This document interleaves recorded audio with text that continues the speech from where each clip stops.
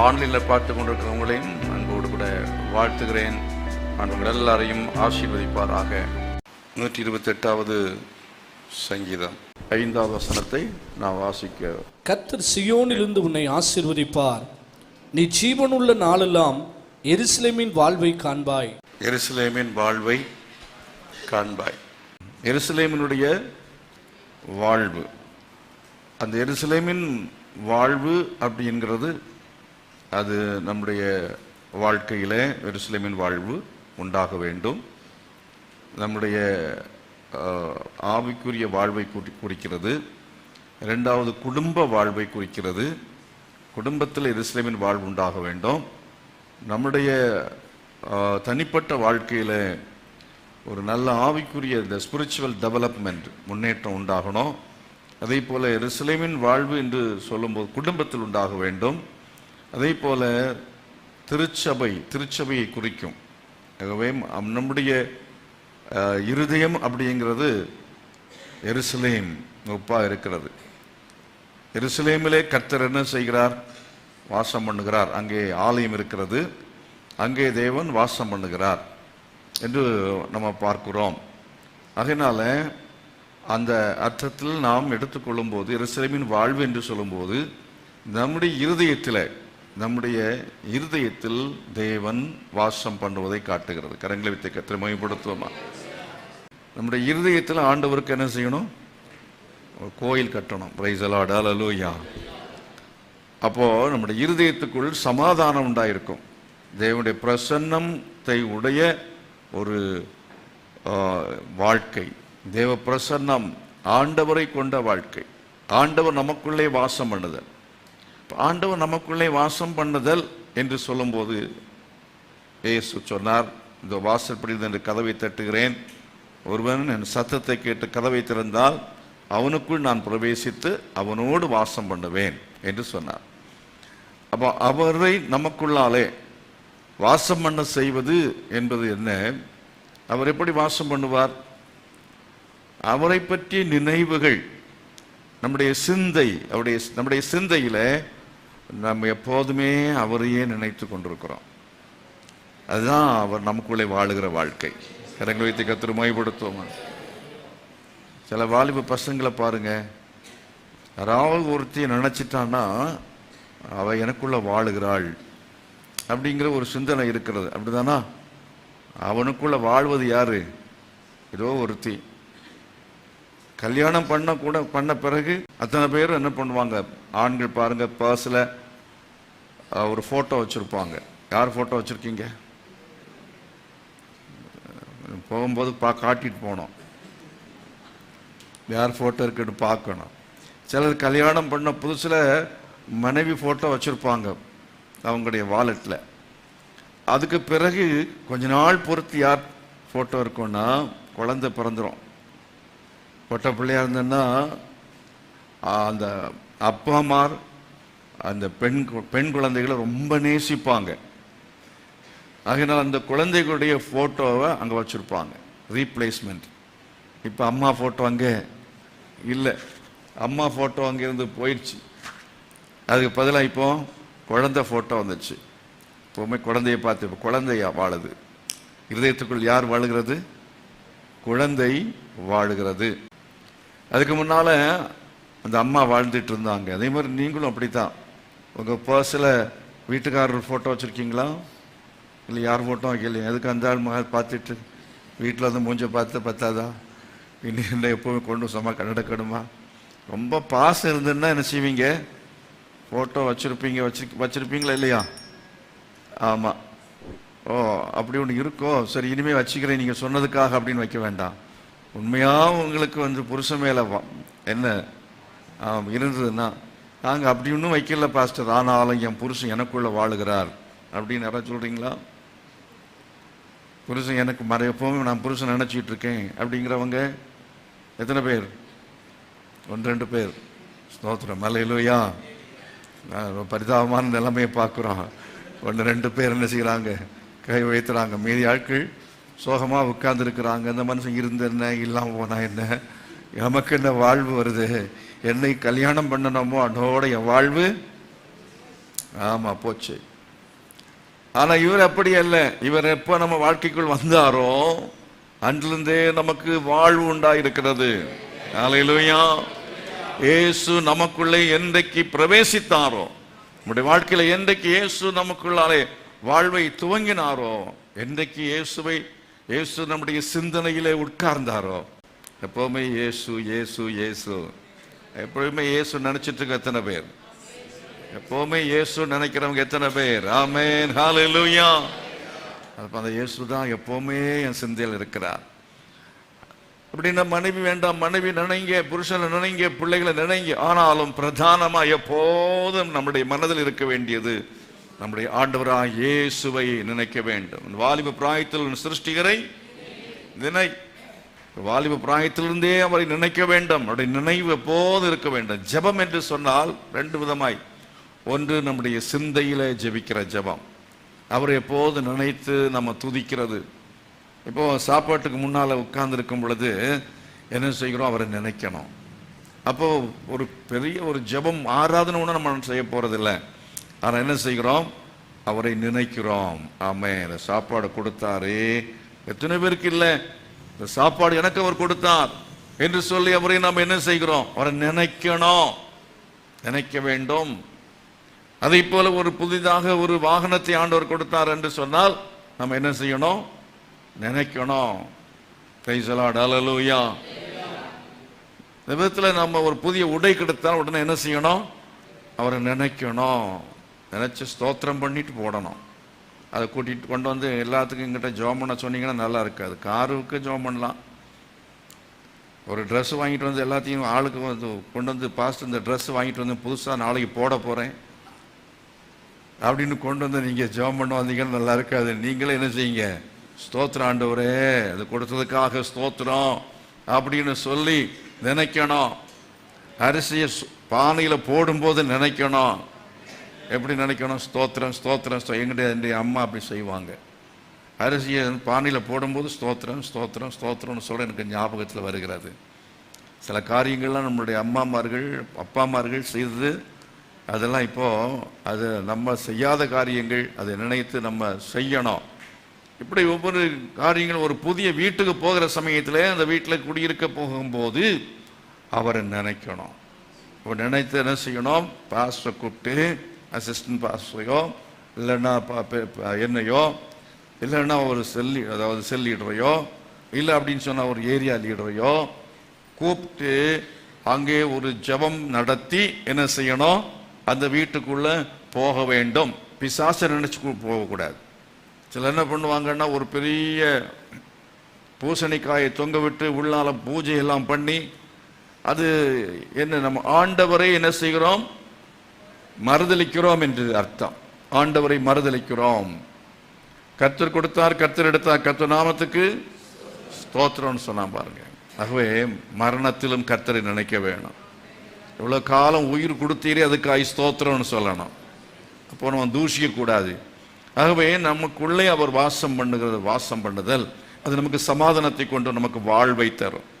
கர்த்தரை எக்காலத்திலும் ஸ்தோத்திரிப்பேன், அவர் துதி எப்போதும் என் வாயில் இருக்கும். ஆகவே எப்போதும் எப்போதும் எப்போதும் துதி, எப்போதும் பாட்டு.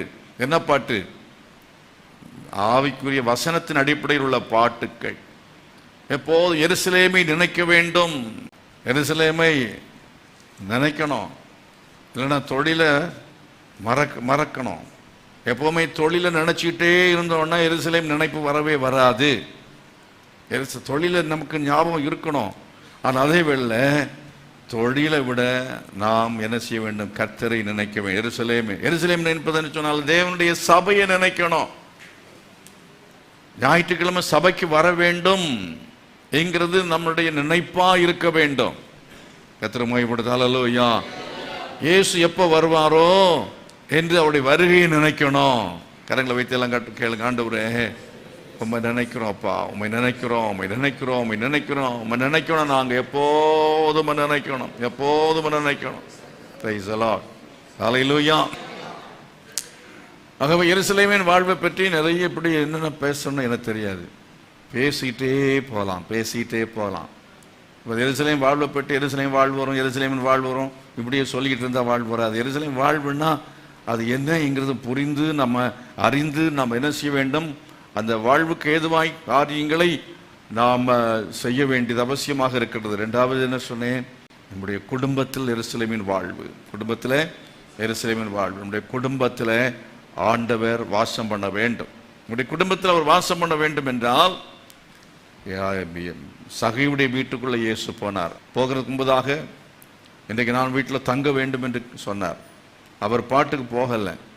ஒரு கம்யூனிஸ்ட் நாட்டில் ஒருவன் ரட்சிக்கப்பட்டதுக்கு காரணம் என்னன்னா, வாசப்பட கதவை தட்டுகிறேன் அப்படிங்கிறத வார்த்தையை அவன் கேட்டு, அப்போ இயேசு கிறிஸ்து அவர் யார் வீட்டுக்குள்ளாலையும் வலுக்கட்டாயமாய் பிரவேசிக்கிறவர் அல்ல, அவர் யாரையும் நிர்பந்தப்படுத்துகிறவர் அல்ல.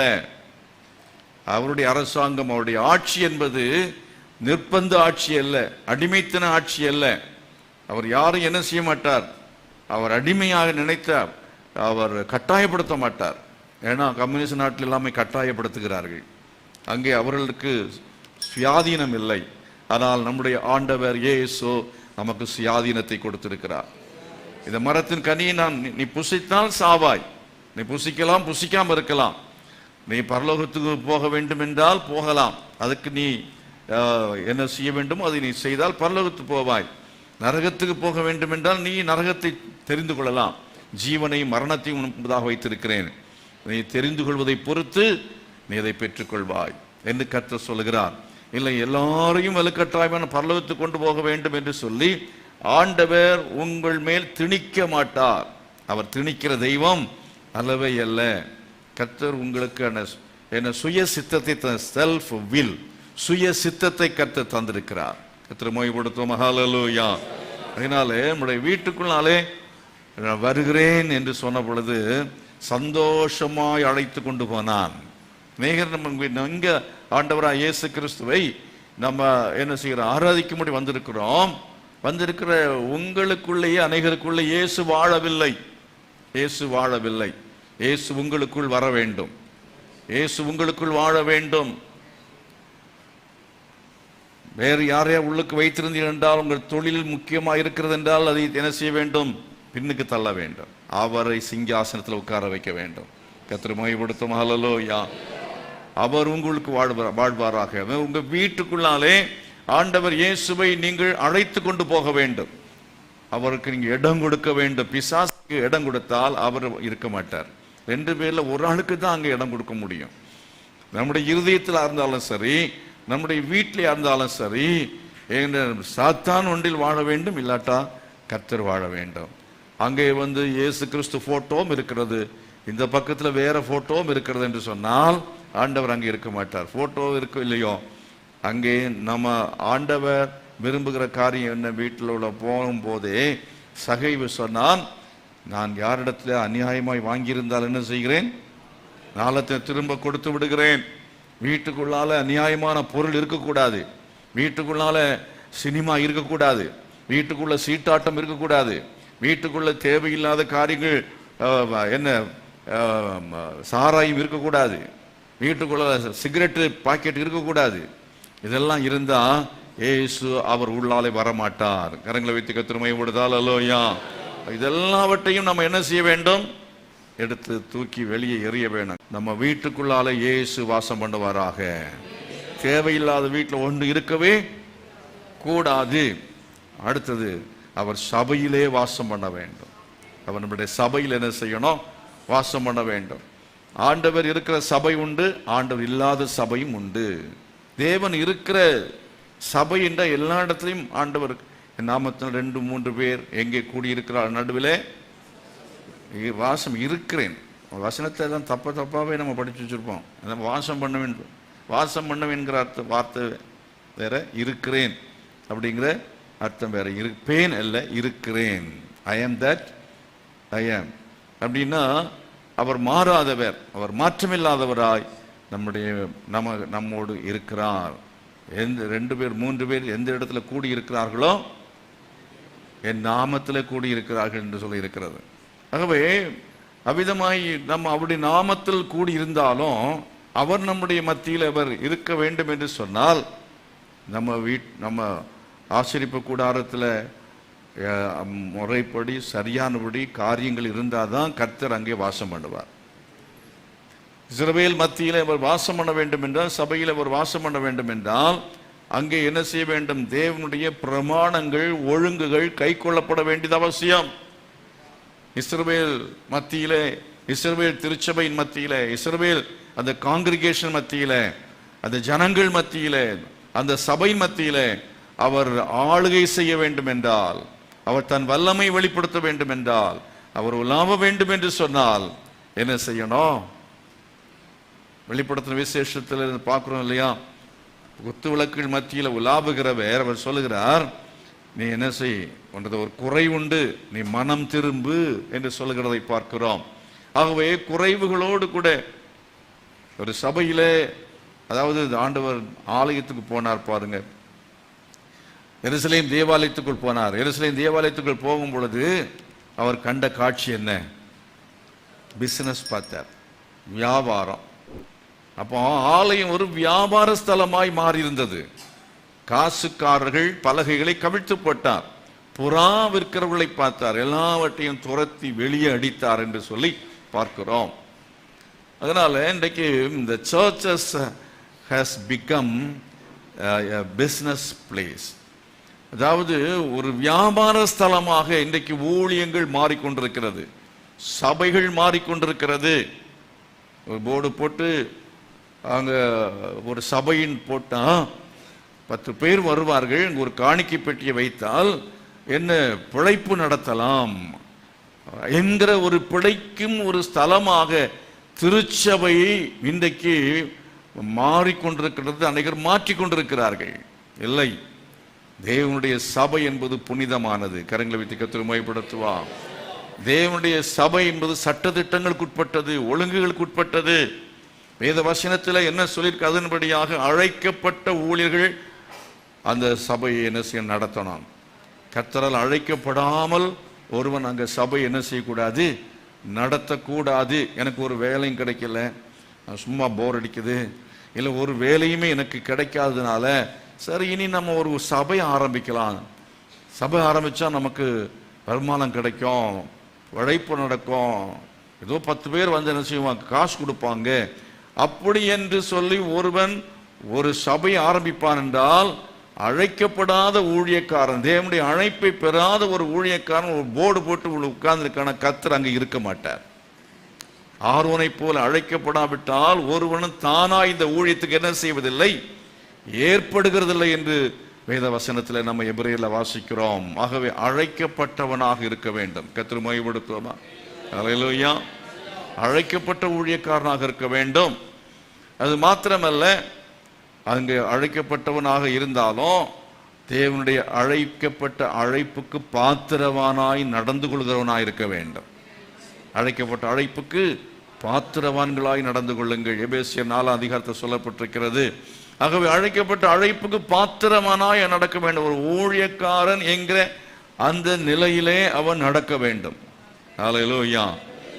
ஒரு ஊழியக்காரன் தான் கர்த்தருடைய நாமத்தை மகிமைப்படுத்தக்கூடிய அளவில் இருக்க வேண்டும். தேவனுடைய நாமத்துக்கு தூஷிப்பை ஏற்படுத்தக்கூடிய அளவில் அங்கே இருந்தால், அதாவது இங்கே வந்து அவனுடைய உடை எப்படி, ஆண்டவர் பழைய ஏற்பாட்டில் ஆசாரியனுடைய உடையை பற்றி சொல்லியிருக்கிறார்.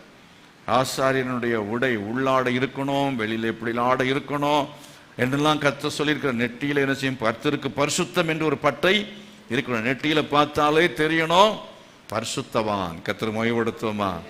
அப்போ முதல்ல இருக்க வேண்டிய என்னது? பரிசுத்தம். ஊழியக்காரன நெற்றியில பார்த்தாலே பரிசுத்தம் இருக்கணும். அந்த நெற்றியை பார்த்தா தெரியும். அல்லேலூயா. ஊழியக்காரன் முகத்தை பார்த்தா தெரியும் அவன் பரிசுத்தவானா இல்லையா என்கிறது தெரியும். ஒரு அருள் இருக்கும், முகத்தில் பார்த்தா ஒரு பிரகாசம் இருக்கும். ஊழியக்காரங்களை பார்த்தாலே சொல்லுவாங்க. நீங்கள் அதாவது ஒரு விசுவாசிகளை பார்க்கறத விட ஒரு பாஸ்டர் பார்க்குற டைமில் இந்த பாஸ்டர் வந்து ரொம்ப நாளாக வந்து ஊழியம் செய்கிறாரு அப்படின்னு சொன்னால் பரிசுத்தவானா இருக்கிறாருன்னா போகிற இடத்துல கேட்பாங்க, என்ன போட வேண்டிய அவசியம் இல்லை, இங்கெல்லாம் போடணும்னு அவசியமே இல்லை, சிலுவையெல்லாம் போடணும்னு அவசியம் இல்லை, நீங்கள் பாஸ்டா அப்படின்னு கேட்பாங்க. கரங்களை வைத்து கர்த்தர் மகிமைப்படுத்துவாங்க. உங்களையும் அப்படி கேட்பாங்க, நீங்கள் கிறிஸ்தவனா அப்படின்னு கேட்பாங்க. அப்படி என்னன்னா நமக்கு நெற்றியில் அதை என் நாமம் தரிக்கப்பட்ட ஜனங்கள். ஹல்லேலூயா. அப்படி நாமம் நம்முடைய நெற்றியிலே தரிக்கப்பட்டிருக்கிறது. ஒரு பரிசுத்தம் என்பது நமக்கு அது காட்சி அளிக்கணும், தெரியணும். வைத்து கர்த்தரை மகிமைப்படுத்துவோமா? ஹல்லேலூயா. அதனால அந்த உடை, அந்த நடை, அந்த பேச்சு, இது எல்லாமே அந்த அழைப்புக்கு பாத்திரவானாக இருக்க வேண்டும். சத்தமறையில் சொல்லுங்க பார்க்கலாம். நான் எங்க வீட்டில் பேசுற மாதிரி இங்க நின்று பேசினேன்னா அழைக்கப்பட்ட அழைப்பு பாத்திரமா பேசுறவனே அல்ல. வீட்டில் நாங்கள் 2 பேரும் பேசும்போது நிறைய என்ன நினைச்சோம், சும்மா பேசுவோம். என்ன அது பேசுறது, இங்க பேசுறது மாதிரி நான் வீட்டில் பேசினேன்னா எப்படி இருக்கும், எங்க வாழ்க்கை எப்படி இருக்கும் யோசனை பண்ணி பாருங்க. நல்ல செந்தமிழ்ல பேசுறேன். சகோதரியே எப்படி இருக்கிறாய், இல்லை என் மனைவியே எப்படி இருக்கிறாய், எனக்கு சாப்பாடு இப்பொழுது வேண்டும் அப்படின்னு சொல்லி நான் அப்படியே பதவும் நடந்து அப்படி உட்காந்து அப்படிலாம் பண்ணிட்டு இருந்தேன்னா இந்த மனுஷன் என்னையா. அப்போ வீட்டில் பேசுறதுங்கிறது வேற. வீட்டில் பேசும் பொழுது சில டைமில் நம்ம கொஞ்சம் கேஷுவலாக பேசுவோம். ஆனால் இங்கே தேவனுடைய சமூகத்தில் பேசும் பொழுது உங்கள் வார்த்தைகள் சுருக்கமாக இருப்பதாக எங்க வாசிக்கிறோம்? பிரசங்கின் புஸ்தகம், தேவாலயத்துக்கு போகும்போது நடைகளை காத்துக்கொள், உன் வார்த்தையை நீ கவனமாயிரு, கண்ணியமா இருக்கணும். உங்களை பார்த்து ஏதோ ஒரு வார்த்தை நான் தவறாக சொல்லியிருக்க கூடாது. அதாவது நான் கண்ணியமான வார்த்தைகளை உபயோகப்படுத்த வேண்டியது அவசியமாக இருக்கிறது. அதே மாதிரி இன்னைக்கு என்ன பாஸ் முன்னால் தையெல்லாம் கட்டுவார், இன்னைக்கு வரலைன்னு நினைக்கிறீங்களா? பார்க்கும்போது இதுதான் கொஞ்சம் நல்லாவே தெரியுது, ஊழியக்கார மாதிரியே தெரியுது. கர்த்தருக்கு ஸ்தோத்திரம். இல்லை, அடுத்த சர்வீஸில் நான் கட்டுவேன். எங்கள் மாமாங்கத்தில் கொஞ்சம் பெரிய ஸ்டேஜில் கொஞ்சம் ஃப்ரீயாக இருக்கட்டுமே அப்படின்னு வெயில் காலங்களில் வரப்போகுது இல்லையா? ஸ்தோத்திரம். நான் சொல்ல வர்றது டை கட்டணும் இல்லை, நம்ம டீசெண்டாக வரணும். டை கட்டணும், கட்ட விரும்பினா கட்டலாம். சில டைமில் கட்டுறதுக்கு இங்கே சட்டை சரியாக வரலன்னா கட்ட முடியாது, அதனால் டைட்டாக இருந்தால் கட்ட முடியாது. டை கட்டுறோமோ இல்லையோ நம்ம ட்ரெஸ்ஸு எப்படி இருக்கணும்? அதாவது ஒரு போலீஸ்காரனுக்கு ஒரு யூனிஃபார்ம் இருக்கு, அப்படித்தானா? எம்எல்ஏக்கள் எம்பிக்கள் பாருங்க, சட்டசபையில் பார்த்தா அவனையும் பார்த்தா ஒரு ட்ரெஸ் கோடு இருக்கிறது. அப்படி போலவே நம்ம என்ன நினைச்சோம்னா, நம்ம ஊழியக்காரங்களும் என்னன்னா ஒரு ட்ரெஸ்ஸு நீட்டாக சுத்தமாக இருக்கணும். நீட்டாக, அதாவது நல்ல விதமாக அவங்களுடைய உடை இருக்க வேண்டியது அவசியம்.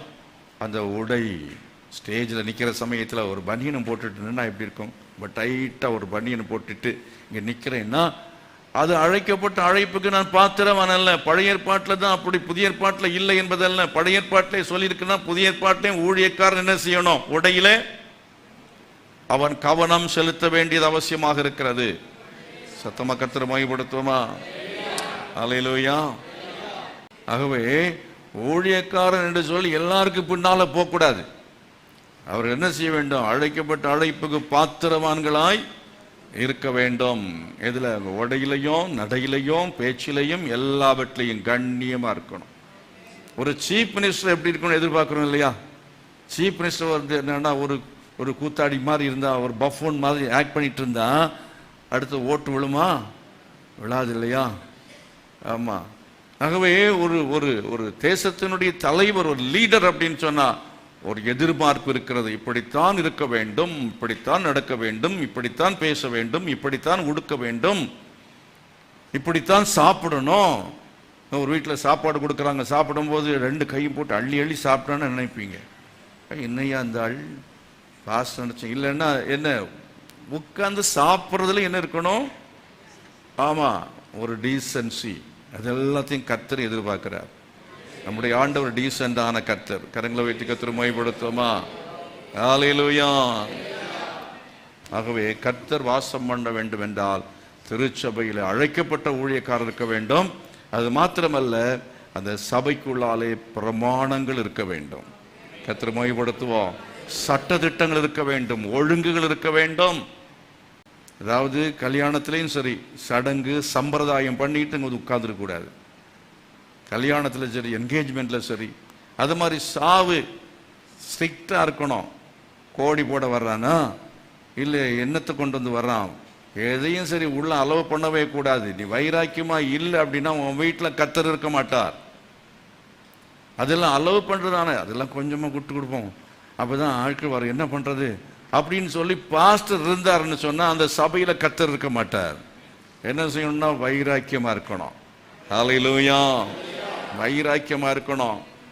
எல்லாம் செய்ய வேண்டியெல்லாம் கர்மாதி எல்லாம் செஞ்சுட்டு சடங்கெல்லாம் செஞ்சுட்டு பாரம்பரிய சடங்குகள் எல்லாத்தையும் செய்துட்டு இங்க வந்து அல்லேலியா ஸ்தோத்திரம்னா போடா நீ அல்லேலியா வேண்டாம் உன் ஸ்தோத்திரம் வேண்டாம்னு போயிட்டே இருப்பார் ஆண்டவர். ஆகவே கர்த்தர் தெய்வமானால் கர்த்தரை பின்பற்றுங்கள், பாகால் தெய்வமானால் ரெண்டு நினைவுகளால் குந்தி குந்தியே நடக்கிறீர்கள் என்று கர்த்தர் கேட்ட. இஸ்ரவேலை விட்டு ஏன் புறப்பட்டு போனார் ஆண்டவர்? இஸ்ரவேல் தேசத்தை விட்டே போய்விட்டார். அதுதான் பழைய ஏற்பாட்டில் பார்க்கிறோம். எருசலேமின் வாழ்வு என்பது இதெல்லாம் சேர்த்துதான் படிக்க வேண்டிய காரியங்கள். ஆகையினால நம்ம சபையில என்னன்னா வருடாக்கள் ஞாயிற்றுக்கிழமை மட்டும் வந்து சும்மா வந்துட்டு நம்ம ஏதோ ஒரு பிரசங்கத்தை கேட்குறோம், 2 பாட்டப்பு கேட்குறோம், வந்துட்டு சும்மா போகிறதுனால கர்த்தர் இங்கே இருக்க மாட்டேன். இங்கே காசோ பணமோ தசோபாம் போட்டேன், காணிக்க போட்டேன், அதுக்கு கர்த்தர் அதை வாங்கிட்டு போகிறதுக்கு வரல. வெள்ளி மீனுடைய பொண்ணும் ஆமாம் இங்கே காணிக்க நான் போட்டதுனால ஆண்டவர் இங்கே இருப்பார் இல்லை, இங்கே பாட்டு பாடினால் ஒரு இருப்பார். இந்த ஜனங்கள் தங்கள் உதடுகளினாலே துதிக்கிறார்கள், அப்படி இருதயமோ தூரமா இருக்கிறது. உதடுகளை கனப்படுத்துகிறார்கள், இருதயமோ தூரமா இருக்கிறது. உங்க இருதயம் இருக்கிறவங்க இருதயம் ஒன்றும் சரியில்லை அப்படின்னு சொன்னா கர்த்தர் இருக்க மாட்டார்.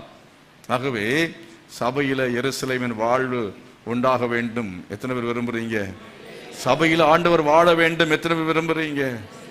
சபையில ஆண்டவர் இன்னும் முழுமையா அவர் கிரியை செய்வார் என்றால் செத்தவன் கூட உயிரோடு எழும்புவான். அவர் இருக்கிற அற்புதங்கள் நடக்கும், அதிசயங்கள் நடக்கும். விசுவாசிக்கிறீங்களா? ஹல்லேலூயா. ஜெபம் இருக்கிற சபையிலே கர்த்தர் இருப்பார்.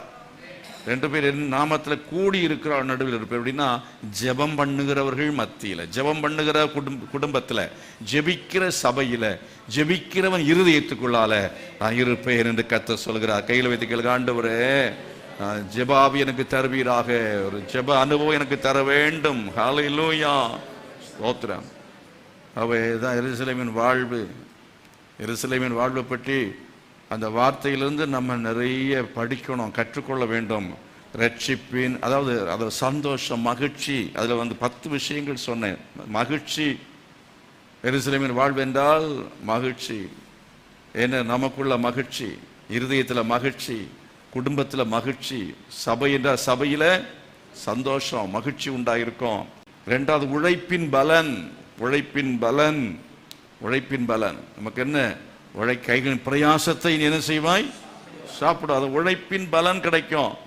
எருசலேமின் வாழ்வு என்றால் மகிழ்ச்சி, சந்தோஷம். என்ன இருக்கோ இல்லையோ நம்ம சந்தோஷமா இருப்போம்.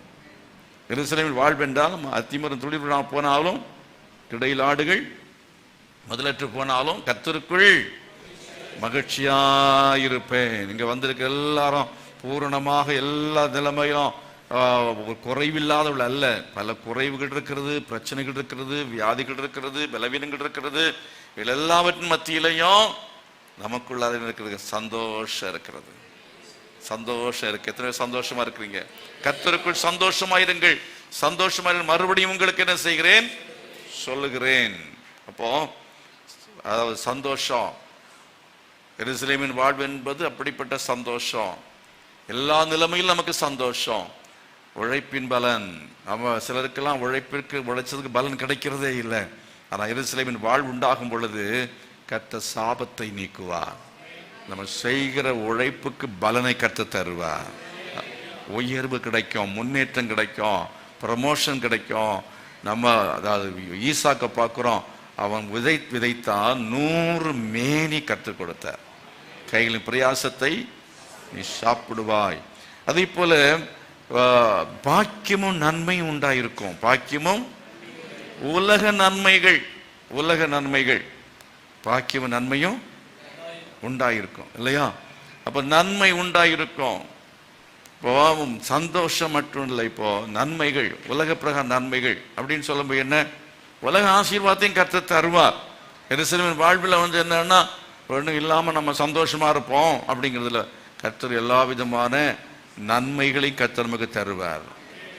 அதாவது புத்திர பாக்கியம் என்பது ஒரு நன்மை, வீடு என்பது ஒரு நன்மை, காரு பங்களா இதெல்லாமே நன்மை தான். ஆகவே இந்த நன்மைகளையும் கர்த்தர் நமக்கு தருவார். சத்தமா கர்த்தர் மகிமைப்படுத்துமா? நீயோ நன்மைகளை அனுபவித்தாய், அவனோ தீமையை அனுபவித்தான் அப்படிங்கிற வார்த்தையை படிக்கும் போது எனக்குள்ள ஒரு கஷ்டம் என்னன்னா, நன்மைகள் அனுபவிச்சா நம்ம நரகத்துக்கு போயிடுவோமோ?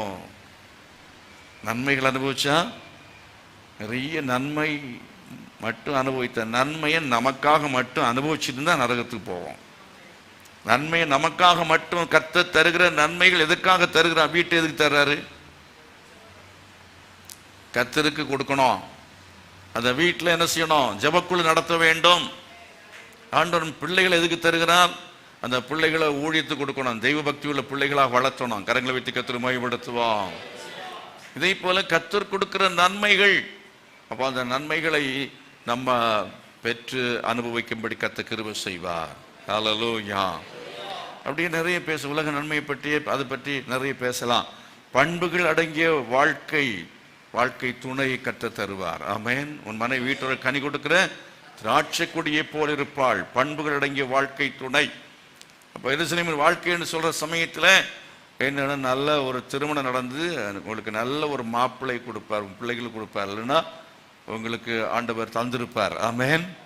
நல்ல ஒரு கணவன், நல்ல ஒரு மனைவி. ஒருவர் நல்ல கணவனா மனைவியை அமையாம போனாலும் நீங்க ஜெபம் பண்ணி அந்த கணவனை மாத்திருவீங்க.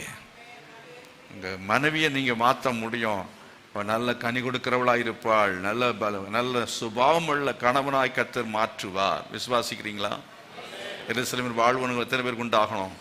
கையில் வைத்து கேளுங்க. ஆண்டவரே, என் பிள்ளைகளுக்கு எருசலேமின் வாழ்வு உண்டாகணும், நல்ல கணவன் கிடைக்கணும், நல்ல மனைவி கிடைக்கணும். அப்பா என் கணவனை மாற்றுங்க, என் மனைவியை மாற்றுங்க, எங்க பிள்ளைகளை மாற்றுங்க. ஹல்லேலூயா. Changes must happen in the family life. வாழ்க்கையில, குடும்ப வாழ்க்கையில மாற்றங்கள் உண்டாக வேண்டும். குடும்பத்துடன் ஒரே சபையில் ஆராதனை. அது என்ன? 3ஆம் வசனத்தை என்ன செய்கிறோம்? படிக்கிறோம். பந்தியை சுற்றிலும் ஒலிவ மர கன்றுகளை போல் இருப்பார்கள். பந்தியை சுற்றிலும் ஒலிவ மர கன்றுகளை போல இருப்பார்கள். பந்தி என்ன? கர்த்தருடைய சபையில ஞாயிற்றுக்கிழமை வர்ற சமயத்துல என்னன்னா, எல்லா பிள்ளைகளும் அப்புறம் கணவனும் மனைவியும் சேர்ந்து ஆண்டவர் கொடுத்ததான கார்ல, இப்போ முதல்ல சைக்கிள்ல வந்தீங்க, அப்புறம் 2 வீலரில் குழந்தைய வச்சுட்டு வந்தீங்க, அப்புறம் என்ன பாஸ்டர் இப்போ 2 பிள்ளையாச்சு, எனக்கு 2 வீலர் முடியலை, கார் வாங்குறேன்னு காரில் பிள்ளைகளையும் கூட்டிகிட்டு வருவீங்க. அதுக்கு பிறகு என்ன, நீங்கள் ஆதாயப்படுத்தின ஆத்துமாக்களையும் கூட்டிகிட்டு ஒரு பெரிய கார் வாங்கிட்டு அதில் போட்டு என்ன செய்ய கூட்டிகிட்டு வருவீங்க. அதுவும் பிள்ளைங்க தான். கர்த்தருக்கு ஸ்தோத்திரம். ஹல்லேலூயா. ஆவிக்குரிய பிள்ளைகள், அதே போல சரீரப்பிரகாரமான பிள்ளைகள் எல்லாரோட வந்து வர்ற வழியிலேயே அந்த சபையில் 2 பேரை இறக்கி விட்டுட்டு, இந்த சபையில் 2 பேரை இறக்கி விட்டுட்டு, நீ மனைவி அந்த பக்கம் இறக்கி விட்டுட்டு நீ மட்டும் இங்க வருவாய். அப்படியா? பந்தியை சுற்றிலும் ஒலிவு மர கன்றுகளை போல் அங்க வந்திருந்த என்னன்னா, அப்பா காணிக்கை எடுக்கிறாரு, அம்மா காணிக்கை எடுக்கிறாங்க, வாலண்டியரா பிள்ளைங்க இருக்கிறாங்க, சண்டே ஸ்கூலுக்கு அனுப்புறீங்க, சண்டே ஸ்கூல் டீச்சராக இருக்கிறாங்க, ஒலிவ மர கன்றுகள். ஹல்லேலூயா.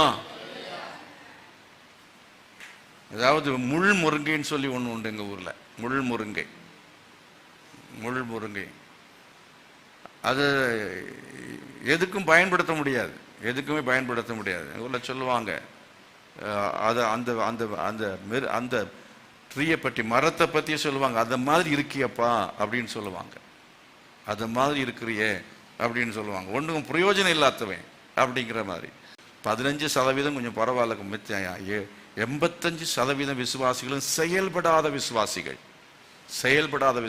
இவர் செயல்படாத விசுவாசியாய், இவர் ஜெபிக்காதவனாய், கொடுக்காதவனாய், ஊழியம் செய்யாதவனாய், ஆத்துமாதாயம் செய்யாதவன் இருந்தால் என்ன, நீ வந்து இந்த சபையில இருந்தாலும் பிரயோஜனம் இல்லை.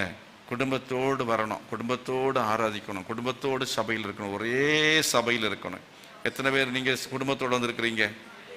கை வைத்து கேளுங்க. ஆண்டவரே, என் பிள்ளைங்க சபைக்கு வரணும் அப்பா, என் கணவன் சபைக்கு வரணும் ஆண்டவரே, என் மனைவி சபைக்கு வரணும் ஆண்டவரே, நான் குடும்பமா அந்த பந்தியில பங்கு வரணும், குடும்பமாக நான் ஆராதிக்கணும், குடும்பமாக இந்த பந்தியிலே நான் புசிக்க வேண்டும். இது பந்தி நடக்கிறது. கர்த்தருடைய வசனம் உங்களுக்கு கொடுக்கப்படுகிறது. அல்லேலூயா. அதே போல 128:5 சொல்லப்பட்டிருக்கிறது, ஆவிக்குரிய ஆசீர்வாதங்கள். ஆவிக்குரிய ஆசீர்வாதம். கர்த்தர் சீயோனிலிருந்து உன்னை என்ன செய்வார்? ஆசீர்வதிப்பார் என்பது ஆவிக்குரிய ஆசீர்வாதங்களை குறிக்கிறது. the spiritual blessings, ஆவிக்குரிய ஆசீர்வாதங்கள். எத்தனை பேருக்கு ஆவிக்குரிய ஆசீர்வாதம் வேணும்? இந்த உலக பிரகாரம் எல்லாம் கிடைக்கும். எருசலேமின் வாழ்வு என்று சொன்னால் அப்படின்னு சொல்லிட்டு போயிடக்கூடாது. ஆவிக்கு ஆத்மா வாழுகிறது எல்லாவற்றிலையும் நீ வாழ்ந்து சுகமாயிருப்பாயாக. கிருபைகள், வரங்கள், வல்லமை, அபிஷேகம் எல்லாம் வேணும். அபிஷேகம் பெற்றவங்களா இருக்கணும், விசுவாசத்துல வளர்ந்தவங்களா இருக்கணும், ஆவிக்குரிய பலன் உள்ளவங்களா இருக்க வேண்டும், ஆவிக்குரிய தைரியம் உள்ளவங்களா இருக்கணும், இன்னும் கிருபைகள் பெற்றவங்களா இருக்கணும். அப்படி ஆவிக்குரிய நிலைமையில என்னன்னா நீங்க பயன்படாத வியாதியஸ்தருக்கு ஜெபிப்பீர்கள். அப்பொழுது வியாதி என்ன செய்யும்? சுகமாகணும். மரித்தோரை உயிரோடு எழுப்பணும். அப்படிப்பட்ட வல்லமையுள்ள விசுவாசியை மாற வேண்டும். ஆவிக்குரிய ஆசீர்வாதம் என்றால் அப்படிப்பட்ட ஆசீர்வாதங்கள். ஆவிக்கு நிலைமையில் எத்தனை பேர் ஆசீர்வதிக்கப்பட விரும்புறீங்க? நம்முடைய அபிஷேகத்தால் நிரப்புன்னு கேளுங்க. வரங்களால் அலங்கரிப்பீராகன்னு சொல்லி கேளுங்க. ஓ ஹல்லேலூயா. கர்த்தாவே, நீ ஆவிக்குரிய நிலைமையில என்னை ஆண்டவரை ஆசீர்வதிப்பீராக, ஆசீர்வதிப்பீராக, ஆசீர்வதிப்பீராக. அது மட்டும் அல்ல, 128:6 வாசிக்கிறோம், நீ உன் பிள்ளைகளின் பிள்ளைகளை அப்படின்னு சொல்லியிருக்கு. பிள்ளைகளின் பிள்ளைகளை என்றால் அதாவது தலைமுறைகளை காணத்தக்கதாக கர்த்தர் நீண்ட ஆயுசு தருவார். எருசலேமின் வாழ்வு என்று சொல்லும் போது பாருங்க, எருசலேம் அன்று இன்றைக்கும் வாழத்தான் செய்கிறது. எருசலேமுக்கு எந்த ஒரு பட்டணமும் அது நீடித்து இருக்கவில்லை, எந்த ஒரு அரசாங்கமும் நீடித்து இருக்கவில்லை. ஆனால் எருசலேம் நீடித்து வாழுகிறது. ஆபிரகாம் காலத்தில் இருந்து எருசலேம் உருவாக்கப்பட்டு அது இன்றைக்கும் எருசலேம் இருக்கிறது. அப்படி போல கர்த்தர் உங்களை வாழ வைப்பார், நல்ல ஆரோக்கியமாய் வாழ வைப்பார். ஆண்டவர் நீடித்த ஆயுசு நாட்களை தருவார். விசுவாசிக்கிறீங்களா? வியாதி பலவீனத்தை கர்த்தர் மாற்றுவார். கை வைத்து கேளுங்க, ஆண்டவரே என் வியாதி பலவீனம் நீங்கட்டும், ஆண்டவரே நல்ல சுகம் உண்டாகட்டும், நல்ல பலன் உண்டாகட்டும். ஓ கர்த்தர், அகால மரணம் அல்ல, ஆண்டவர் நீடித்து வாழணும். என் பிள்ளைகளின் பிள்ளைகளை நான் காணும்படிய கிருபை செய்யும். யாருக்கெல்லாம் பிள்ளைகள் இல்லை கை வைத்து கேளுங்க, ஆண்டவரே பிள்ளைகள் உண்டாகட்டும், ஆண்டவரே குழந்தைகள் உண்டாகட்டும், ஆண்டவரே இயேசுவின் நாமத்திலே கற்பங்கள் திறக்கப்படுவதாக. ஓ கணவன்மார்களுக்கு குறைபாடு இருந்தால் நீ கர்த்தாவே அதை சரிப்படுத்துவீராக. மனைவி குறைபாடு இருந்தால் நீ சரிப்படுத்துவீராக. ஓ புத்திரவாக்கியத்தை கொடுப்பீராக. ஆசீர்வாதமான பிள்ளைகளை கொடுப்பீராக. அதை காணும்படியான சிலாக்கியத்தை கொடுப்பீராக. நீடித்த சுகமான ஆரோக்கியமான வாழ்வை கொடுப்பீராக. கர்த்தர் தருவதை விசுவாசிக்கிறீங்க. அதே போல இன்னும் தேசத்தினுடைய மீட்பு என்ற இஸ்ரவேலுக்கு உண்டாகும் சமாதானம் என்று சொல்லும்போது, அதாவது நம்முடைய தேசம் சமாதானமான ஒரு தேசமா இருக்கணும். ஹல்லேலூயா. இந்த தேசம் ரட்சிக்கப்படணும். தேசத்தின் ரட்சிப்பை பார்க்கணும். சேலம்லாம் ரட்சிக்கப்பட்டதா பார்க்கணும். சேலத்தில் ஜனங்கள்லாம் மனம் திரும்பணும். இந்த இந்தியாவில் எல்லாமே ரட்சிக்கப்பட்ட ஜனங்களா இருக்கணும். அந்த சமாதானத்தை பார்க்க எத்தனை விரும்புறீங்க? கை வைத்து கேளுங்க, ஆண்டவரே இந்த தேசம் ரட்சிக்கப்படணும் அப்பா, அந்த தேசம் ரட்சிக்கப்படணும். ஓ என்னோட நான் ஆண்டவரே வாழுகிறதான தேசம் அது ஒரு கிறிஸ்தவ தேசமாக, ஓ தேவனுடைய பிள்ளைகளால் நிரப்பப்பட்ட தேசமாக, ஆலயங்களால் நிரப்பப்பட்டதான தேசமாக, ஓ சபைகளால் நிரப்பப்பட்டதான தேசமாக, விசுவாசிகளால் நிரப்பப்பட்டதான தேசமாக மாறுவதாக, மாறுவதாக, விக்கிரகங்கள் இல்லாத தேசமாய் மாறுவதாக. கையில் வைத்து ஜெபம் கேளுங்க, ஆண்டவரே உதவி செய்யுங்கப்பா, உதவி செய்யுங்க. அதே போல என்னன்னா, ஏதோ கர்த்தருக்கு பயப்படுகிற மனுஷன் வாக்கியம். 9வது விஷயம் என்னன்னா, கர்த்தருக்கு பயந்த வாழ்க்கை. ஹல்லேலூயா. பயம் பக்தி உள்ள வாழ்க்கை, கர்த்தருக்கு பயந்து வாழுகிற வாழ்க்கை. அநேகருக்கு கர்த்தருக்கு பயந்த வாழ்க்கை இல்லை. எல்லாம் இருந்தாலும் ஆண்டவருக்கு பயப்படுகிற வாழ்க்கை இருக்கணும். கர்த்தருக்கு பயந்த வாழ்க்கை, அப்படிப்பட்ட வாழ்க்கையை கர்த்தர் தரணும். அது மட்டும் அல்ல, அதை போல 128 அவருடைய வழிகளின்படி நடக்கிறவன் பாக்கியவான். அப்ப கர்த்தருக்கு பயந்து பக்தி இருக்க அநேகருக்கு, ஆனா என்ன இல்லை, அவருடைய வழியின்படி நடக்கவில்லை. நல்ல பக்தியாக இருந்தால் போதாது, நான் ஆண்டவருக்கு பயப்படுகிறேன் என்று சொல்லி கர்த்தருக்கு நம்ம பயப்படுற அந்த பயம் என்பது சும்மா விக்கிரகத்துக்கு முன்பதாக பயப்படுகிற போல உள்ள பயம் அல்ல. ஏதோ ஆண்டவர் என்னை அடித்து போடுவார், என்னை கொன்று போடுவார் என்று நான் பயப்படுகிறேன் என்பது அல்ல. அதனால நான் பயப்படுறேன், அதனால தான் நான் சர்ச்சுக்கு வர்றேன். ஆண்டவர் நான் ஆசீர்வதிக்க மாட்டார், அதனால தான் நான் தசமபாகம் கொடுக்கிறேன் அப்படிங்கிறது இல்லை. அவரை நேசித்து நாம் கர்த்தருடைய கட்டளைகள் பிரமாணங்களுக்கு கீழ்ப்படிய வேண்டும். அவருக்கு பயப்படுற பயம் என்பது சாத்தான் பேய் பிசாசை பார்த்து பயப்படுறது போல உள்ள பயம் அல்ல. அவர் மேல் அன்பு கூர்ந்து நான் செய்கிறேன், அவருடைய வார்த்தைகளை வசனங்களை நான் கை கொள்ளுகிறேன் என்கிற அனுபவம். இந்த 10 சேர்ந்துதான் எருசலேமின் வாழ்வு. பாஸ்டர் 10 சொல்றேன்னு சொன்னாரு, சொல்லவே இல்லைன்னு சொல்லக்கூடாதுல்ல. சொல்லி முடிச்சுட்டேன்னா ஸ்தோத்திரம். 128ஆம் சங்கீதத்தில் எருசலேமின் வாழ்வு 10 விஷயம். இப்போ நெகேமியாவின் புஸ்தகத்தில் எருசலேமின் வாழ்வு 10 விஷயங்கள் சொல்லப்பட்டிருக்கிறது. கரங்களை வைத்து கர்த்தரை மகிமைப்படுத்துவோம். அல்லேலூயா. அந்த நெகேமியாவில் சொல்லப்பட்டதான வாழ்வு என்று சொல்லும்போது 2ஆம் அதிகாரத்தில் 6லேருந்து 9 வரை பாருங்க. எருசலேமில் முதலாவது நீங்க பார்க்கும் பொழுது 3வது வசனம் 1:3 நினைக்கிறேன், வாசித்து பாருங்க. 1:3. அதற்கு அவர்கள், சிறையிருப்பில் மீந்திருக்கிறவர்கள் அந்த தேசத்திலே மகா தீங்கையும் நிந்தையும் அனுபவிக்கிறார்கள். எருசலேமின் அலங்கம் இடிக்கப்பட்டதும் அதன் வாசல்கள் அக்கினியால் சுட்டரிக்கப்பட்டதுமாய் கிடக்கிறது. இந்த நிலைமையில் எத்தனை பேர் இருக்கிறீங்க? என் குடும்பம் இடிந்து போய் கிடக்கிறது, எங்க வாசல்லாம் இடிந்து போய் கிடக்கிறது, என் வாழ்க்கையெல்லாம் இடிந்து போய் கிடக்கிறது. சில சமயத்தில் சில சபைகள்லாம் என்ன செய்யறது, இடிந்து நிறைய பிரச்சனையில் இருக்கு. ஒரு சபையில் அந்த பாஸ்டர்கிட்ட கேட்டேன், இப்போ எவ்வளோ பேர் வர்றாங்க? ஒரு 70 பேர் வர்றாங்க பாஸ்டர்னாங்க. ஒரு காலத்தில் 600-700 பேர் வந்தார்களே, என்னையாச்சு? இடிஞ்சு போச்சது, சூறையாடப்பட்டது. பழைய ஏற்பாட்டில் நீங்க வாசிக்க ராஜாக்கள் காலத்தில் ராஜா சரியில்லைன்னா எருசலேம் போயிடும், இடிஞ்சு போயிடும். தாவீது காலத்தில் எருசலேம் கட்டப்பட்டது. ஜெபம் ஆண்டவரே, நல்ல ஊழியக்காரங்களை தரணும், நல்ல ஊழியக்காரங்களை தரணும். எப்போது நல்ல அடுத்த நிலையிலே ஆண்டவரே நல்ல ஊழியக்காரர்களை நீ தர வேண்டும். நல்ல ஊழியக்காரர், நல்ல லீடர்ஷிப் உள்ளவங்களை தரணும். நல்ல விதமாக ஆண்டவரே வசனத்தின்படி வாடுகிறதான நல்ல தலைவர்களை நீ தர வேண்டும். எங்க ஸ்தாபனத்துக்கு அப்படிப்பட்ட தர வேண்டும், இந்த சபைக்கு தர வேண்டும். சுட்டரிக்கப்பட்டதுமாய் கிடக்கிறது. அப்போ அந்த நிலைமையிலிருந்து இப்பொழுது எருசலேமின் வாழ்வு உண்டானது.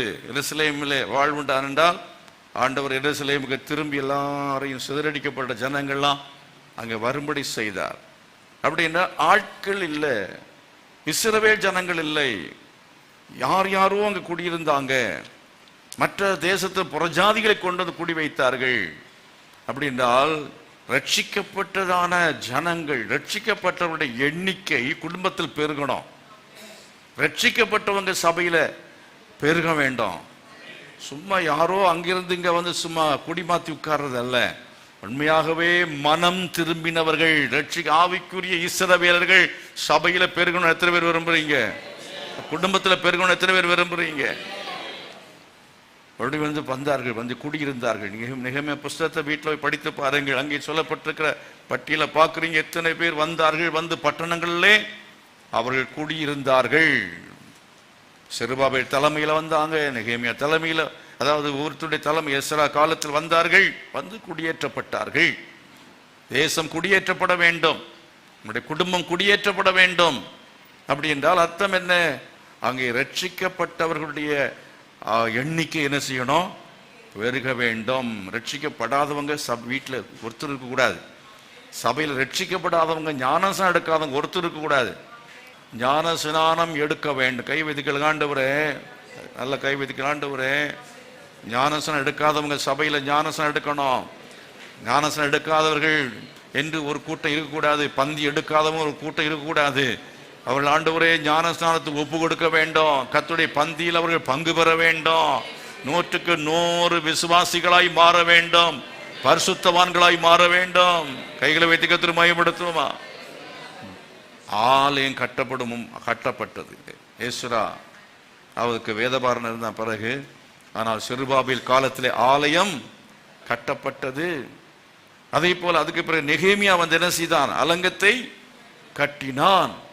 எருசலேமின் பாதுகாப்பு அலங்கம் கட்டப்பட்டது என்று சொல்லி பார்க்கிறோம். அலங்கம் கட்டப்பட்ட அர்த்தம் என்னன்னா, ட்ரம்ப் கட்டுற மாதிரி கட்டினான்னு அர்த்தம். யார் ஐயா ட்ரம்ப்? நாங்கள் அதெல்லாம் பார்க்கலான்னு தெரிஞ்சது கிடையாது. நியூஸில் தெரியும். அமெரிக்க அதிபர் ட்ரம்ப் இந்தியாவிலேருந்து போகிறான், மதில் சாடி போகிறான், குறுக்குள்ளே இப்போ உள்ளால ஏறிடுறான். அதே மாதிரி வந்து மெக்சிகோவிலேருந்து போடுறான், ரஷ்யாவிலேருந்து சீனாவிலேருந்து போகிறானா, எல்லா உலகத்தில் எல்லா நாடுகள்லேருந்து போய் என்ன செய்கிறான்? அந்த நாடு நல்லா இருக்குன்னு உள்ளால பூந்துடுறான். அதாவது குடியுரிமை பெறாமலே, சட்ட ரீதியாக குடியுரிமை பெறாமலே திருட்டுத்தனமாக உள்ளால குடியேறவங்க. அது மாதிரி வந்து உள்ளுக்கு வரக்கூடாதுன்னு சொல்லி அலங்கத்தை கட்டினார்கள். கர்த்தரை மகிமைப்படுத்த அல்லேலூயா. அலங்கம் எதுக்காக கட்டணும்னா, அதாவது சம்பந்தம் எல்லாம் உள்ளுக்கு வரக்கூடாது. சபை வாழ்வென்றால் என்னன்னா, சபையில வேறுபாடு இருக்க வேண்டும். மதில் கட்டணும், மதில கட்டணும். உங்க வாழ்வு நீங்க வாழுகிறீர்கள் என்றால் என்னன்னா, நமக்குள்ள ஒரு வேறுபாடு, மதில் போடணும், அலங்கம் கட்டப்பட வேண்டும். இதெல்லாம் உள்ளுக்கு வரலாம், இதெல்லாம் நினைச்சக்கூடாது, வரக்கூடாது. எந்த ஆடு வரணும், எந்த ஆடு வரக்கூடாது. எந்த மீன் வரணும், எந்த மீன் வரக்கூடாது. ஆட்டு வாசலை கட்டினார்கள், மீன் வாசலை கட்டினார்கள், பழைய வாசலை கட்டினார்கள், ஊரணி வாசலை கட்டினார்கள். சொல்லப்பட்டிருக்கிறதல்லவா? அவிதமாய் எதெல்லாம் உள்ளுக்கு வரணுமோ அதுதான் வர வேண்டும். வரக்கூடாதெல்லாம் உள்ளுக்கு என்ன செய்யக்கூடாது? எதெல்லாம் உள்ளுக்கு கேட்கணும் அதெல்லாம் கேட்கணும். எதெல்லாம் கேட்கக்கூடாது, கேட்கக்கூடாது. சினிமா பாட்டு கேட்கக்கூடாது. கர்த்தருக்கு ஸ்தோத்திரம். புறங்கூறுதலை கேட்கக்கூடாது. நிவாசலை கட்டு, ஐம்புலன்களையும் என்ன செய்யணும்? கட்டணும். கர்த்தரை மகிமைப்படுத்துங்க. உபவாசம் ஜெபத்தோடு உங்க வாழ்க்கை கட்டி எழுப்ப வேண்டும். ஹல்லேலூயா. எருசலேமின் வாழ்வை காண்பாய். அப்படிப்பட்ட வாழ்க்கை எத்தனை பேருக்கு வேணும்? இந்த சபையில் அலங்கம் என்ன செய்யணும்? கட்டப்படணும். சட்ட திட்டங்கள், ஒழுங்குகள், கட்டுப்பாடுகள் எல்லாம் யார் வேணா வரலாம், யார் வேணா பந்தி எடுக்கலாம், யாருக்கு வேணா ஞானஸ்நானம் கொடுக்கலாம், யாருக்கு வேணா கல்யாணம் நடத்தலாம், எப்படி வேணா நடத்தலாம், எப்படி வேணா போலாம். நோ, மதில்கள் கட்டப்பட்ட நெகேமியாவின் காலம். அருமையார்களே, தலைப்புகளைத்தான் நான் சொல்லி நான் கடந்து போக முடியும். இனிமேல் இருக்கிற ஒரு 5 நிமிஷம் சொல்லி முடிக்க போறேன். நான் 2ஆம் அதிகாரத்தில் 6லிருந்து 9 வரை நீங்க வாசித்தால், இதற்காக வாழ்வு உண்டாவதற்காக கர்த்தர் ராஜாவின் தயவை கட்டளையிட்டார். ராஜாவின் தயவை கட்டளையிட்டார். உங்க வாழ்க்கையில கர்த்தர் அதிகாரிகளால் தயவு உண்டாகும்படி உதவி செய்வார். ராஜாக்களால் தயவு உண்டாகும்படி கர்த்தர் உதவி செய்வார். உங்க வாழ்க்கை கட்டப்பட, உங்க குடும்பம் கட்டப்பட, உங்களுடைய சபை கட்டப்பட, இந்த உலகத்தில் உள்ளதான அரசியல்வாதிகளுடைய தயவையும் கர்த்தர் தர வேண்டும். அதை கர்த்தர் செய்வார். எப்பொழுது செய்தார்? 1ஆம் அதிகாரம் சொல்லுகிறது, அவன் உட்கார்ந்து அழுது சில நாளாய் தூக்கித்து உபவாசம் பண்ணி ஜெபம் பண்ணும் பொழுது ராஜாவின் அர்த்தசஷ்டா ராஜாவோடு கர்த்தர் பேசினார். அர்த்தசஷ்டா ராஜாவோடு பேசின பொழுது அங்கே நீங்கள் என்ன பார்க்குறீங்கன்னு சொன்னா, அவர் முதலாவது அவனை அனுப்ப சித்தமானார். அனுப்ப சித்தமானார். உங்க வீட்டில் புருஷனுடைய தயவு கிடைக்கும். ரட்சிக்கப்படாத புருஷனா இருந்தா அவனே சொல்லி, நீ போம்மா, ஜபத்துக்கு போ, நீ ஆராதனைக்கு போ. புருஷனுடைய கண்ணில் தயவுடைக்கும் செய்வார். ரட்சிக்கப்படாத மனைவியா இருந்தா அந்த மனைவியுடைய கண்களை தயவுடைக்கும் செய்வார். பரவாயில்ல, நீங்க இந்த தர்சனமா கொடுங்க, கோயிலுக்கு சர்ச்சுக்கா கொடுங்க, அப்படி சண்டை போடாம உற்சாகமா அனுப்புவான். கரங்களை வைத்து கர்த்தரை மகிமைப்படுத்துங்க. அதே போல ஆண்டவர் இந்த தேசத்து அரசியல்வாதிகள் மூலமாய் தயவு கிடைக்கும்படி செய்வார். ஹல்லேலூயா. என்ன செய்யணும்? உட்கார்ந்து ஜெபம் பண்ணணும். இங்க சொல்லப்பட்டிருக்கிற தேவாலயத்திற்கு இருக்கிற அரணின் கதவு வேலைக்கும் நகர அலங்கத்தின் வேலைக்கும் நான் தங்க போகிற வீட்டின் வேலைக்கும் வேண்டிய மரங்களை ராஜாவின் வனத்து காவலனாகிய ஆசாப் எனக்கு கொடுக்கும்படிக்கும் அவனுக்கு ஒரு கடிதம் கட்டளையிடப்படுவதாக என்றேன். என் தேவனுடைய தயவுள்ள கரம் என் மேல் இருந்தபடியால் ராஜா அவைகளை எனக்கு கட்டளையிட்டார். ஹல்லேலூயா. சத்தமா சொல்ல ஹல்லேலூயா. சத்தமா சொல்ல ஹல்லேலூயா. ராஜா கட்டளையிடுவார். உங்களுக்கு மேல் அதிகாரிகளுடைய கண்களை தயவு கிடைக்கும்படி கர்த்தர் கிருபை செய்வார். எத்தனை பேர் விசுவாசிக்கிறீங்க? ஹல்லேலூயா. அதே போல அடுத்தது என்னன்னா, ஜனங்களின் ஒத்துழைப்பு கிடைக்கும். 1-2 2 என் தேவனுடைய கரம் என்மேல் நன்மையாக இருக்கிறதையும் ராஜா என்னோட சொன்ன வார்த்தைகளையும் அவர்களுக்கு அறிவித்தேன். அப்பொழுது அவர்கள் எழுந்து கட்டுவோம் வாருங்கள் என்று சொல்லி நல்ல வேலைக்கு தங்கள் கைகளை திடப்படுத்தினார்கள். குட் கோஆபரேஷன், நல்ல ஒத்துழைப்பு கிடைக்கும். வீட்டில் போனால் மனைவி எல்லாத்துக்கும் கோஆப்ரேட் பண்ணுவா, ஹஸ்பண்டும் கோஆப்ரேட் பண்ணுவார். எல்லா விஷயத்துலையும் நல்ல கோஆப்ரேஷன் கிடைக்கும். சும்மா பிள்ளைங்களும் நல்லா கோஆப்ரேட் பண்ணுவாங்க. அதுதான் எருசலேமின் வாழ்வு. ஹல்லேலூயா. ஒன்றா அவங்க இப்படி சொன்னால் அது அப்படி மாற பேசுவாங்க. ஒருத்தர் கேட்கறது, வீட்டில் கேட்கறது இல்லை இல்லையா, கோஆப்ரேட் பண்ணுறது இல்லை, அதுபடி இல்லாமல் ஒத்துழைக்கிறது இல்லை. எங்கள் வீட்டில் யாரும் ஒன்றும் ஒத்துழைக்கிறது இல்லை. இப்படிதான் சொல்கிறீங்க நிறைய பேர்.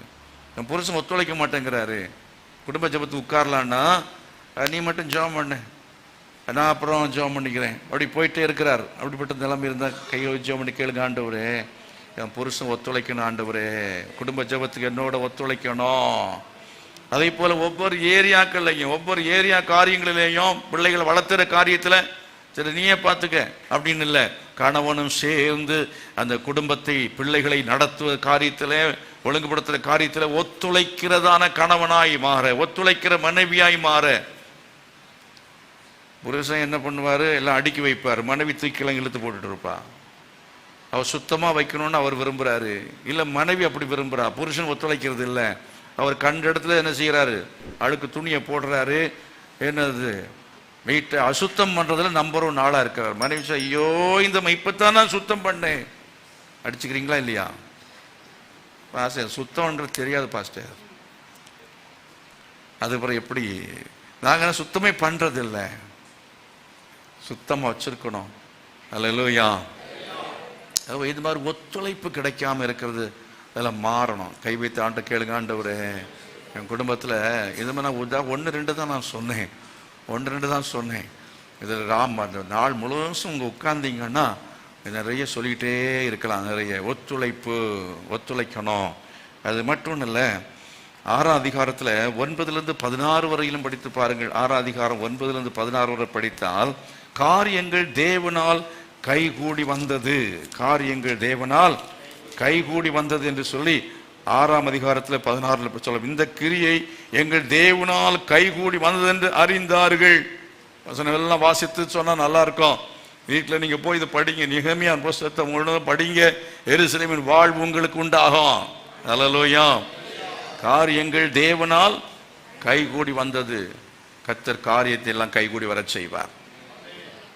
அல்லேலூயா. காரியங்கள்லாம் கைகூடி வர ஆண்டவரே. 40 வயசாச்சு, ஈசா கல்யாணம் ஆகல, ஆனா காரியத்தை கைகூடி வர பண்ணினா. கால தாமதமானாலும் காரியம் கைகூடி வந்தது. அதே போல உங்கள் வாழ்க்கையிலேயும் நம்முடைய வாழ்க்கையிலேயும் காரியங்களை கர்த்தர் கைகூடி வர பண்ணுவார். விசுவாசிக்கிறீங்களா? எத்தனை பேர் விசுவாசிக்கிறீங்க? நீங்க எடுக்கிற முயற்சிகள் காரியங்களிலே, வீடு கட்டணும் பெர்மிஷன் கிடைக்கல, காரியம் கைகூடி வரும்படி கர்த்தர் கிருபை செய்வார். அதே மாதிரி ஈபிக்கா கனெக்ஷனுக்காக அப்ளை பண்ணியிருப்பீங்க, கிடைக்காம ஒரு காரியத்தை கைகூடி வர பண்ணுவார். ஹல்லேலூயா. வீட்டுக்கு அப்ரூவலுக்காக முயற்சி பண்றீங்க, என்னென்னோ முயற்சி பண்றீங்க, காரியங்களை கர்த்தர் கைகூடி வர பண்ணுவார். விசுவாசிக்கிறீங்களா? பிள்ளைகள் காரியங்களிலே காரியத்தை கைகூடி வரும்படிய தேவன் உதவி செய்வார். 7ஆம் அதிகாரத்தில் 2வது வசனத்தை வாசித்து பாருங்க. நான் என் சகோதரனாகிய ஆனானியையும் அநேகரை பார்க்கிலும் உண்மையுள்ளவனும் தேவனுக்கு பயந்தவனுமாயிருந்த அரண்மனை தலைவனாகிய அனனியாவையும் எருசலேமின் காவல் விசாரணைக்கு ஏற்படுத்தினேன். இதை சொல்லி நான் இங்கே நிறுத்தணும். அதாவது இது ரொம்ப நீங்க வாசித்து அப்படியே போகக்கூடாது. ஆண்டவர் என்ன செய்தார், ஆனானி என்கிறவன் நெகேமியாவின் சகோதரன், அதே போல அனனியா, இவர்கள் 2 பேரும் அரண்மனை தலைவனாயிருந்த அனனியாவையும் எருசலேமின் காவல் விசாரணைக்கு ஏற்படுத்தினேன். உயர்வை கற்றுத் தருவார். எருசலேமின் வாழ்வு என்று சொல்லும் பொழுது நீங்க இருக்கிற நிலைமையில கர்த்தர் என்ன செய்வார், ப்ரமோஷனை தருவார், உயர்வை கற்றுத் தருவார். எத்தனை விசுவாசிக்கிறீங்க? சும்மா ஒன்றும் அவங்களுக்கு கிடைக்கல. இவங்களுக்கு இந்த உயர்வு வந்தது சும்மா ஒன்றும் கிடைக்கல. அவங்க இடத்துல அவங்கள பற்றி என்ன சொல்லி பாருங்க, உண்மை உள்ளவனும் அநேகரை பார்க்கிலும் உண்மை உள்ளவனும் தேவனுக்கு பயந்தவனுமாயிருந்த அரண்மனை தலைவன். எத்தனை பேர் தேவனுக்கு பயந்தவங்களா இருக்கிறீங்க? எத்தனை உண்மை உள்ளவங்களா இருக்கிறீங்க? கர்த்தர் வைத்த ஸ்தானத்துல உண்மை உள்ளவங்களா இருக்கிறீங்களா? உண்மை உள்ள மனைவியா, உண்மை உள்ள கணவனா, உண்மை உள்ளதான ஒரு ஊழியக்காரனாக, உண்மை உள்ள ஒரு அதிகாரியாக வேலை செய்யற இடத்துல உண்மையோடு இருந்தால், தேவனுக்கு பயந்து செய்தால் கர்த்தர் உங்களை உயர்த்துவார். எருசலேமின் வாழ்வு உங்களுக்கு உண்டாகும். இதுல இந்த ஆனானிங்கிறவனை பற்றியும் அனனியாவை பற்றியும் ஒரு காரியத்தை நான் உங்களுக்கு சொல்லணும். நெகேமியா 1ஆம் அதிகாரத்துல வாசித்து பாருங்க. 2ஆம் வசனத்துல 1ஆம் அதிகாரம் 2ஆம் வசனத்திலையும், என் சகோதரர் ஒருவனாகி ஆனானியும் வேறே சில மனுஷரும் என்று சொல்லப்பட்டிருக்கிறது. இந்த ஆனானி என்கிறவன் முதலாவதாக வந்து செய்த இங்க இந்த முதல் அதிகாரத்தில் சொல்லி இருக்கிற விஷயம், அவன் கிட்டத்தட்ட ஒரு 1200 கிலோமீட்டர் எருசலேமிலிருந்து சூசான் என்ற தற்பகாலத்தில் ஈரான் அங்கே இருக்கிறதான அந்த சூசான் அரண்மனையில் அங்குதான் நெகேமியா இருக்கிறான். 1200 கிலோமீட்டர் எங்கிருந்து எருசலேமிலிருந்து ஈரானுக்கு வர வேண்டும் என்றால் 1200 கிலோமீட்டர் அன்றைக்கு நடந்து தான் வந்திருக்கணும். 1200 கிலோமீட்டர் நடந்து வர வேண்டும் என்றால் குறைந்தது 3 மாதங்கள் ஆகுமா? 3 மாதங்கள் கால்நடையாய் நடந்து நடந்து நடந்து வந்து இவனுக்கு என்ன எனக்கு தலையெழுத்தான்னு உட்கார்ந்து இருக்கலாமே. என் அண்ணன் எங்க இருக்கிறாரு, இல்லை என் அண்ணனோ தம்பியோ எங்க இருக்கிறாரு?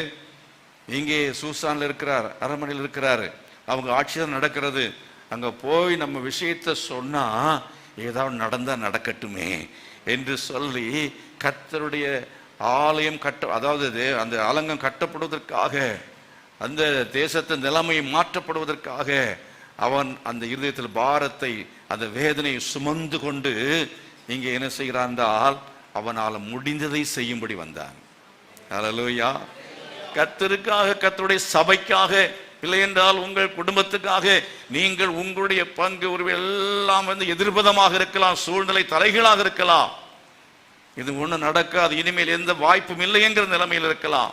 சுற்றறிக்கப்பட்டு கிடக்கிறது, இனிமே எப்படி கட்டுவது? அதாவது இந்த எங்க காசா மாதிரி இருக்கிறது, காசா மாதிரி இருக்கிற இடத்துல இனி ஒன்றும் செய்ய முடியாது என்கிற நிலைமை.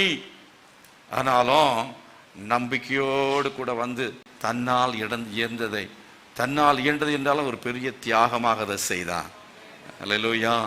இதே போல நீங்களும் புறப்பட்டு போய் நீங்கள் அறிவிக்க வேண்டிய இடத்துல அறிவிக்கணும். நீங்க செய்ய வேண்டிய முயற்சி செய்யுங்க. நீங்க கர்த்தருக்கு பயந்தவர்களாக இருங்க, உண்மை உள்ளவர்களா இருங்க. கர்த்தர் உங்களை உயர்த்துவார். எத்தனை பேர் விசுவாசிக்கிறீங்க? ஆண்டவர் உங்களை உயர்த்துவார். கையில் வச்சு கேளுங்க, ஆண்டவரே நான் இருக்கிற இடத்துல சும்மா இருக்கக்கூடாது, ஆண்டவர் நிலைமையை பார்த்து சும்மா இருக்கக்கூடாது ஆண்டவர், அதற்காக நான் பரிதாபப்பட்டு ஏதாவது செய்ய முடியுமா என்று யோசித்து எங்கே நான் போய் யாரை நான் பார்த்து எதை செய்ய வேண்டும் அதை நான் முயற்சி செய்யத்தக்கதாக எனக்கு உதவி செய்யுங்க. நான் சோம்பேறி இருக்கக்கூடாது ஆண்டவரே, கொஞ்சம் முயற்சி எடுக்கும்படி உதவி செய்யுங்க. ஓ ஹல்லேலூயா. அருமையானவர்களே, 8வது அதிகாரத்தில் 1வது வசனத்திலிருந்து நீங்க 12ஆம் அதிகாரம் படிக்கும் பொழுது ஒரு 10-11 விஷயத்தை நான் உங்களுக்கு சொல்லி விடுகிறேன். நீங்க வீட்டில் போய் படிங்க. வேத வசனத்திற்கு கவனமாக செவி கொடுத்தார்கள். 2வது சபைகளை ஸ்தாபித்தல் என்கிறது. கூடார பண்டிகை அப்படின்ட்டு வரும். கூடார பண்டிகை என்றால் கூடார பண்டிகை செஞ்சாங்க, அதில் சபைகளை ஸ்தாபிப்பதற்கு ஒப்பனையாக சொல்லலாம். அதே மாதிரி வசனத்தை எடுத்து, நியாயப்பிரமாண புஸ்தகத்தை எடுத்து வாசிக்கும் பொழுது கவனமாய் கேட்டார்கள் என்று 8ஆம் அதிகாரம் 3லிருந்து 8 வரையிலையும் 13ஆம் வசனத்திலையும் படிக்கிறோம். வேத வசனம் கவனமாய் செவி கொடுக்கணும்.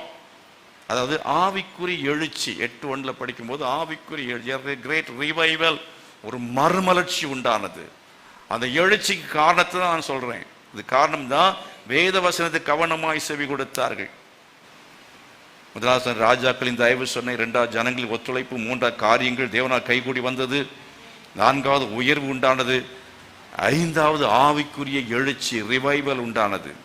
அந்த எழுச்சி உண்டானது காரணம் என்ன தெரியுமா? வேத வசனத்துக்கு கவனமாய் செவி கொடுத்தார். வசனம் வாசிக்கணும், நல்லா கவனமா கேட்கணும், வசனத்தை நல்லா கவனமா கேட்கணும். அந்த வசனம் அப்படித்தானே சொல்லியிருக்கு. கவனமாய் கேட்டார்கள், இருக்கா இல்லையா? கவனமாய் கேட்டார்கள். அப்புறம் கூடார பண்டிகை ஆசிரியத்தான். கூடார பண்டிகை என்னன்னா, உங்க வீட்டில் எல்லாமே என்ன செய்யணும், ஜெப குழுக்கள் ஆரம்பிக்க வேண்டும். பேசாம இருக்கிறீங்க. இது எத்தனை காரியங்கள் இருக்கிறது, எத்தனை 12 அதிகாரம் நான் பேசணும். எல்லாரும் எழுப்பி நிற்போம். ஹல்லேலூயா. Thank you Jesus. நல்ல கைகளை வைத்து கேளுங்க ஆண்டவரே. நல்ல கைகள் வைத்து ஜெபம் பண்ணுங்க ஆண்டவரே. அலங்கு இடிக்கப்பட்டு கிடக்கிறதப்பா, பட்டணம் இடிந்து கிடக்கிறது ஆண்டவரே, வாசல்கள் சுட்டரிக்கப்பட்டு கிடக்கிறது. தகப்பனே, வாழ்வு உண்டாகணும் அப்பா. என் குடும்பம் ஆண்டவரே தாறுமாறா இருக்கிறது. என் ஆவிக்குரிய ஜீவன் சீர்கட்டு போய் கிடக்கிறது. என் வாழ்க்கை கட்டி எழுப்ப வேண்டும். எருசலேம் வாழ்வு எனக்கு உண்டாக வேண்டும் என்று சொல்கிறார். நல்ல கைகளை வைத்து எல்லாரும் கேளுங்க ஆண்டவரே. ஓ ஹalleluya, glory to God. உமக்கு ஸ்தோத்திரம். Thank you Jesus. Hallelujah.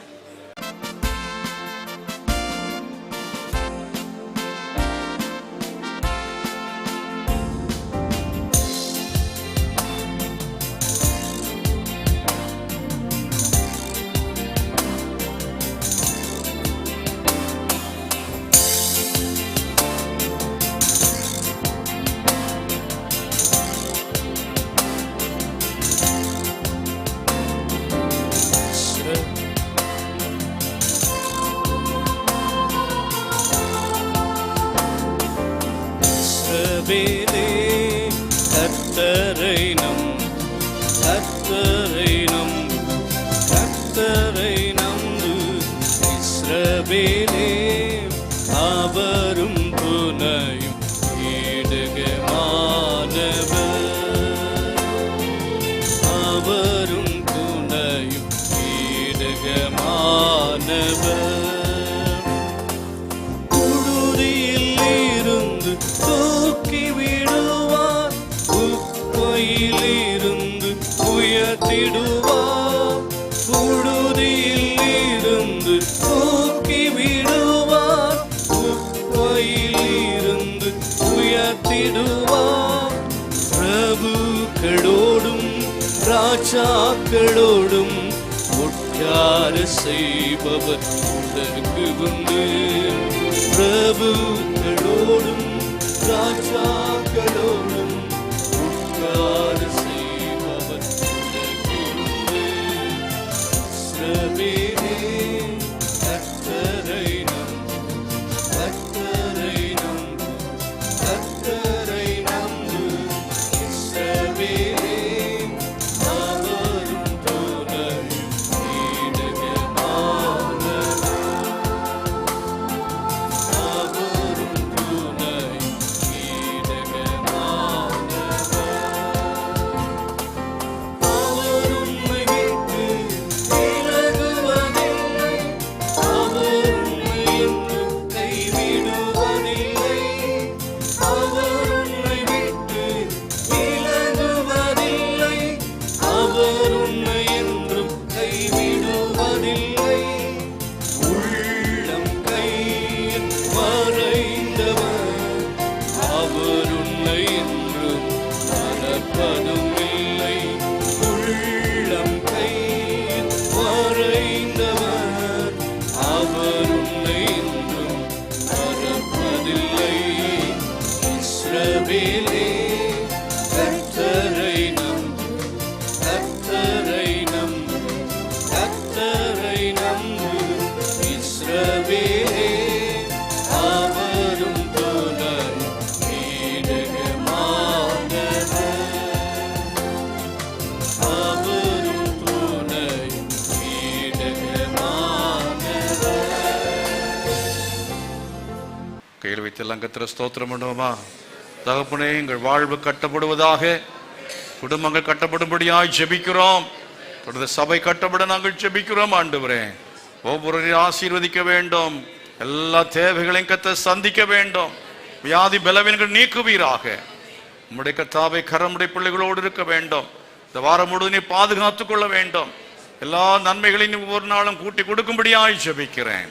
ஆசீர்வதித்து உம்முடைய மக்களை அனுப்பும். கேட்ட வசனத்தின்படியாய் ஜீவிக்கத்தை பலனை தாரும். இயேசுவின் நாமத்தில் பிதாவே, ஆமென். நம்முடைய கர்த்தராயிருக்கிற இயேசு கிறிஸ்துவின் கிருபையும் பிதாவாகிய தேவனுடைய அன்பும் பரிசுத்த ஆவியானுடைய அந்யோன்யமும் சமாதான பாதுகாவலும் நாம் அனைவரோடும் சகல பரிசுத்தவான்களோடு கூட இன்னும் இன்றைக்கு நிலைத்திருப்பதாக. ஆமென். God bless you.